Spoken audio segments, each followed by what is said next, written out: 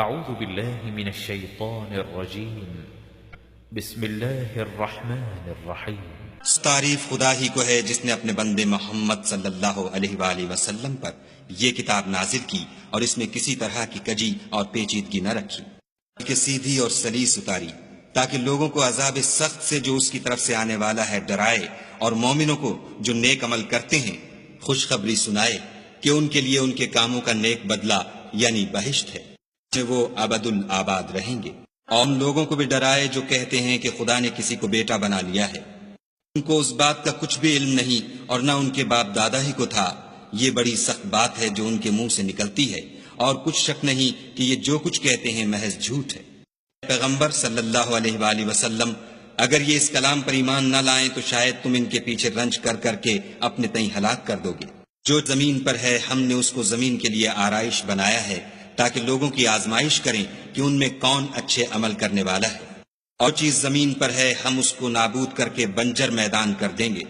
تم خیال کرتے ہو کہ غار اور لوح والے ہماری نشانیوں میں سے عجیب تھے۔ جب جوان غار میں جا رہے تو کہنے لگے کہ اے ہمارے پروردگار، ہم پر اپنے ہاں سے رحمت نازل فرما اور ہمارے کام میں درستی کے سامان مہیا کر۔ تو غار میں کئی سال تک ان کے کانوں پر نیند کا پردہ ڈالے یعنی ان کو سلائے رکھا، پھر ان کو جگہ اٹھایا تاکہ معلوم کریں کہ جتنی مدت وہ غار میں رہے دونوں جماعتوں میں سے اس کی مقدار کس کو خوب یاد ہے۔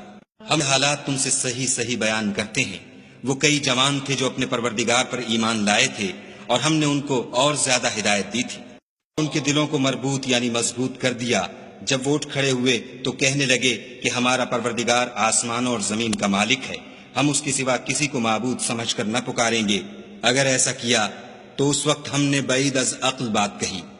ہماری قوم کے لوگوں نے اس کے سوا اور معبود بنا رکھے ہیں۔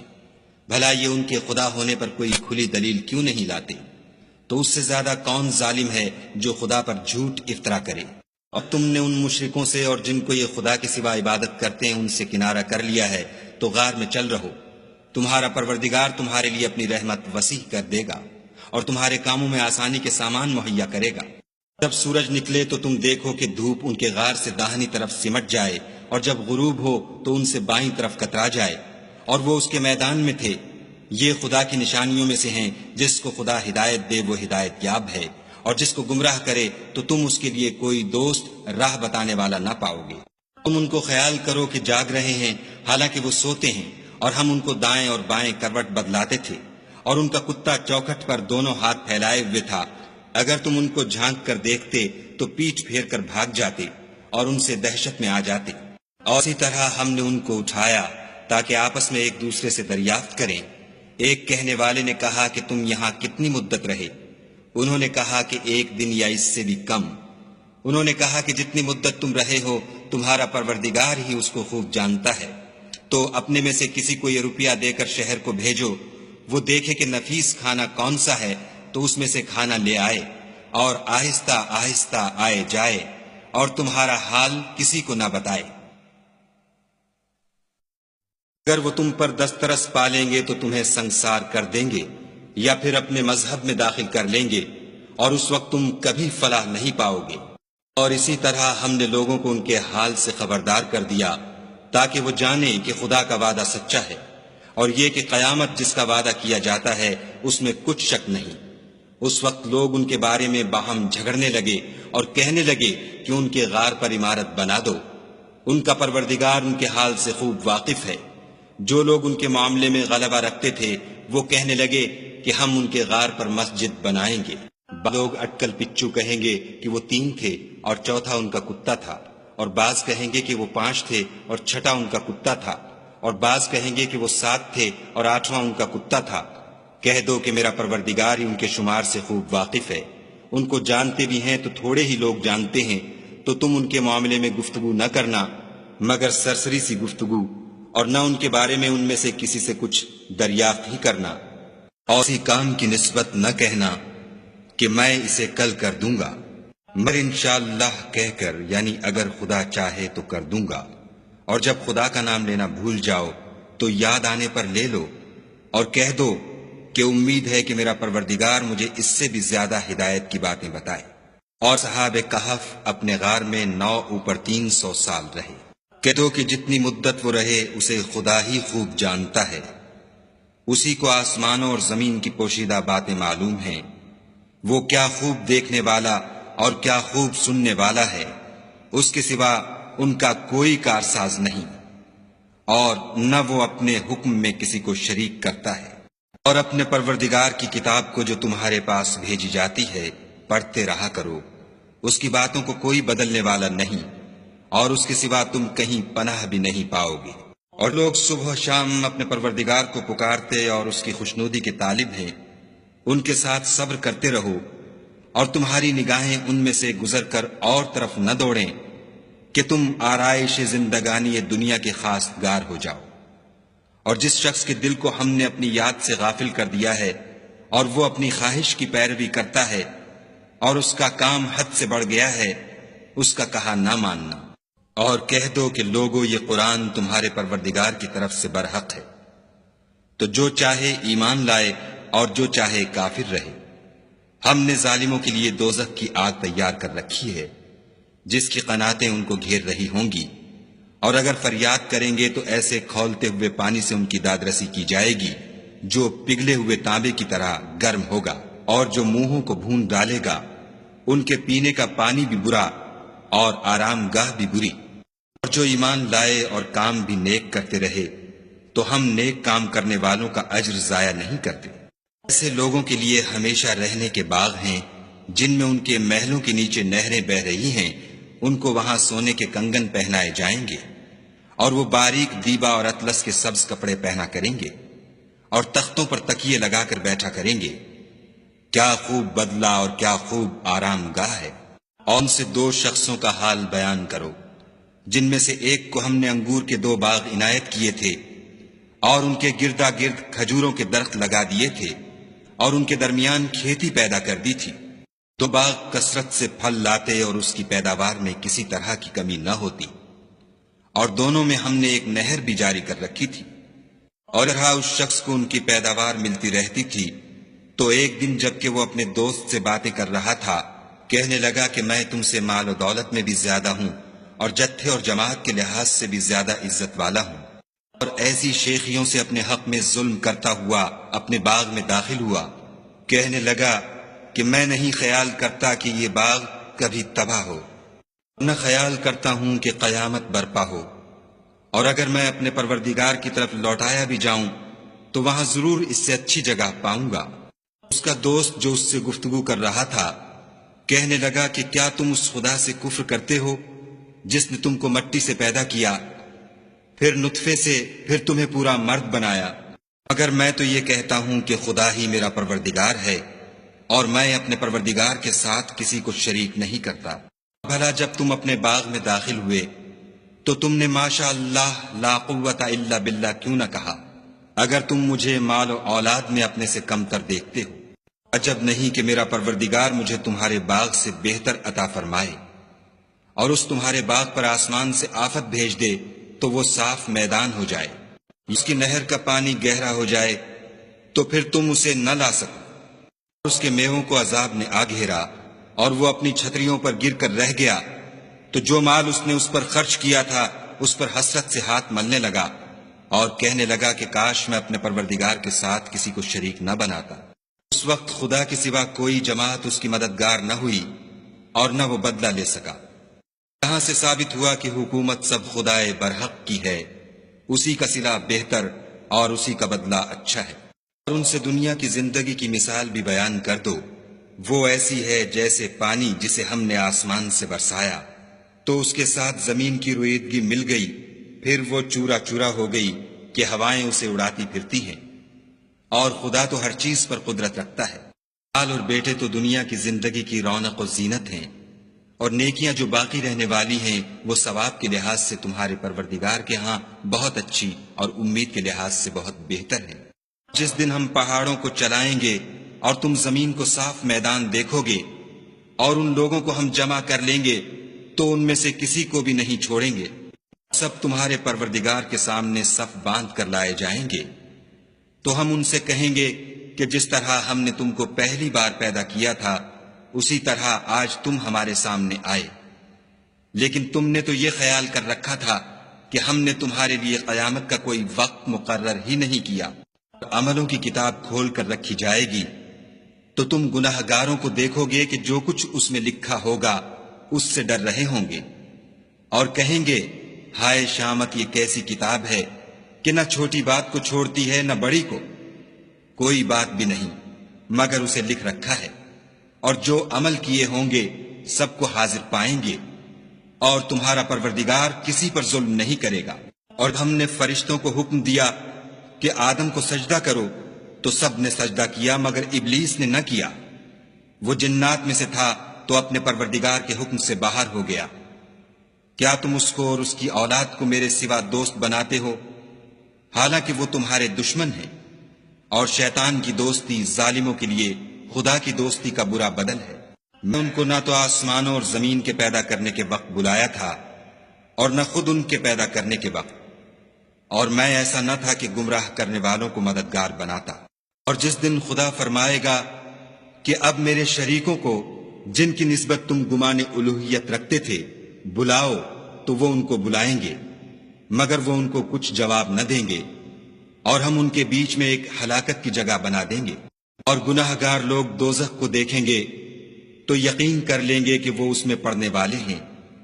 اور اس سے بچنے کا کوئی رستہ نہ پائیں گے۔ اور ہم نے اس قرآن میں لوگوں کے سمجھانے کے لیے طرح طرح کی مثالیں بیان فرمائی ہیں، لیکن انسان سب چیزوں سے بڑھ کر جھگڑالو ہے۔ اور لوگوں کے پاس جب ہدایت آ گئی تو ان کو کس چیز نے منع کیا کہ ایمان لائیں اور اپنے پروردگار سے بخشش مانگیں، بجز اس کے کہ اس بات کے منتظر ہوں کہ انہیں بھی پہلوں کا سا معاملہ پیش آئے یا ان پر عذاب سامنے موجود ہو۔ اور ہم جو پیغمبروں کو بھیجا کرتے ہیں تو صرف اس لیے کہ لوگوں کو خدا کی نعمتوں کی خوشخبریاں سنائیں اور عذاب سے ڈرائیں، اور جو کافر ہیں وہ باطل کی سند سے جھگڑا کرتے ہیں تاکہ اس سے حق کو پھسلا دیں۔ اور انہوں نے ہماری آیتوں کو اور جس چیز سے ان کو ڈرایا جاتا ہے ہنسی بنا لیا۔ اور سے ظالم کون جس کو اس کے پروردگار کے کلام سے سمجھایا گیا تو اس نے اس سے منہ پھیر لیا، اور جو اعمال وہ آگے کر چکا اس کو بھول گیا۔ ہم نے ان کے دلوں پر پردے ڈال دیے کہ اسے سمجھ نہ سکیں، اور کانوں میں ثقل پیدا کر دیا ہے کہ سن نہ سکیں، اور اگر تم ان کو رستے کی طرف بلاؤ تو کبھی رستے پر نہ آئیں گے۔ اور تمہارا پروردگار بخشنے والا صاحب رحمت ہے، اگر وہ ان کے کرتوتوں پر ان کو پکڑنے لگے تو ان پر جھٹ عذاب بھیج دے، مگر ان کے لیے ایک وقت مقرر کر رکھا ہے کہ اس کے عذاب سے کوئی پناہ کی جگہ نہ پائیں گے۔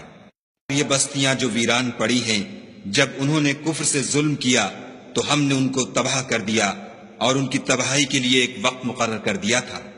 جب موسیٰ نے اپنے شاگرد سے کہا کہ جب تک میں دو دریاؤں کے ملنے کی جگہ نہ پہنچ جاؤں ہٹنے کا نہیں، خواہ برسوں چلتا رہوں۔ جب کے ملنے کے مقام پر پہنچے تو اپنی مچھلی بھول گئے تو اس نے دریا میں سرنگ کی طرح اپنا رستہ بنا لیا۔ آگے چلے تو موسیٰ نے اپنے شاگرد سے کہا کہ ہمارے لیے کھانا لاؤ، اس سفر سے ہم کو بہت تکان ہو گئی ہے۔ اس نے کہا کہ بھلا آپ نے دیکھا کہ جب ہم نے پتھر کے پاس آرام کیا تھا تو میں مچھلی وہیں بھول گیا، اور مجھے آپ سے اس کا ذکر کرنا شیطان نے بھلا دیا، اور اس نے عجب طرح سے دریا میں اپنا رستہ لیا۔ موسیٰ نے کہا یہی تو وہ مقام ہے جسے ہم تلاش کرتے تھے، تو وہ اپنے پاؤں کے نشان دیکھتے دیکھتے لوٹ گئے۔ ہاں انہوں نے ہمارے بندوں میں سے ایک بندہ دیکھا جس کو ہم نے اپنے ہاں سے رحمت یعنی نبوت یا نعمت ولایت دی تھی اور اپنے پاس سے علم بخشا تھا۔ موسیٰ نے ان سے جن کا نام خضر تھا کہا کہ جو علم خدا کی طرف سے آپ کو سکھایا گیا ہے، اگر آپ اس میں سے مجھے کچھ بھلائی کی باتیں سکھائیں تو میں آپ کے ساتھ رہوں۔ خضر نے کہا کہ تم میرے ساتھ رہ کر صبر نہیں کر سکو گے، اور اس بات کی تمہیں خبر ہی نہیں اس پر صبر کر بھی کیوں کر سکتے ہو۔ موسیٰ نے کہا خدا نے چاہا تو آپ مجھے صابر پائیے گا اور میں آپ کے ارشاد کے خلاف نہیں کروں گا۔ خضر نے کہا اگر تم میرے ساتھ رہنا چاہو تو شرط یہ ہے مجھ سے کوئی بات نہ پوچھنا جب تک میں خود اس کا ذکر تم سے نہ کروں۔ تو دونوں چل پڑے، یہاں تک کہ جب کشتی میں سوار ہوئے تو خضر نے کشتی کو پھاڑ ڈالا۔ موسیٰ نے کہا کیا آپ نے اس کو اس لیے پھاڑا ہے کہ سواروں کو غرق کر دیں؟ یہ تو آپ نے بڑی عجیب بات کی۔ خضر نے کہا کیا میں نے نہیں کہا تھا کہ تم میرے ساتھ صبر نہ کر سکو گے؟ موسیٰ کہا کہ جو بھول مجھ سے ہوئی اس پر مواخذہ نہ کیجیے اور میرے معاملے میں مجھ پر مشکل نہ ڈالیے۔ دونوں چلے، یہاں تک کہ رستے میں ایک لڑکا ملا تو خضر نے اسے مار ڈالا۔ موسیٰ نے کہا کہ آپ نے ایک بے گناہ شخص کو ناحق بغیر قصاص کے مار ڈالا، یہ تو آپ نے بری بات کی۔ خضر نے کہا، کیا میں نے نہیں کہا تھا کہ تم سے میرے ساتھ صبر نہیں ہو سکے گا؟ انہوں نے کہا کہ اگر میں اس کے بعد پھر کوئی بات پوچھوں یعنی اعتراض کروں تو مجھے اپنے ساتھ نہ رکھیے گا کہ آپ میری طرف سے عذر کے قبول کرنے میں غایت کو پہنچ گئے۔ پھر دونوں چلے، یہاں تک کہ ایک گاؤں والوں کے پاس پہنچے اور ان سے کھانا طلب کیا۔ انہوں نے ان کی ضیافت کرنے سے انکار کیا۔ پھر انہوں نے وہاں ایک دیوار دیکھی جو جھک کر گرا چاہتی تھی تو خضر نے اس کو سیدھا کر دیا۔ موسیٰ نے کہا کہ اگر آپ چاہتے تو ان سے اس کا معاوضہ لیتے تاکہ کھانے کا کام چلتا۔ خضر نے کہا کہ اب مجھ میں اور تم میں علیحدگی، مگر جن باتوں پر تم صبر نہ کر سکے میں ان کا تمہیں بھید بتائے دیتا ہوں کہ جو کشتی تھی غریب لوگوں کی تھی جو دریا میں محنت کر کے یعنی کشتیاں چلا کر گزارا کرتے تھے، اور ان کے سامنے کی طرف ایک بادشاہ تھا جو ہر ایک کشتی کو زبردستی چھین لیتا تھا، تو میں نے چاہا کہ اسے عیب دار کر دوں تاکہ وہ اسے غصب نہ کر سکے۔ وہ جو لڑکا تھا اس کے ماں باپ دونوں مومن تھے، ہمیں اندیشہ ہوا کہ وہ بڑا ہو کر بد کردار ہوگا، کہیں ان کو سرکشی اور کفر میں نہ پھنسا دے، تو ہم نے چاہا کہ ان کا پروردگار اس کی جگہ ان کو اور بچہ عطا فرمائے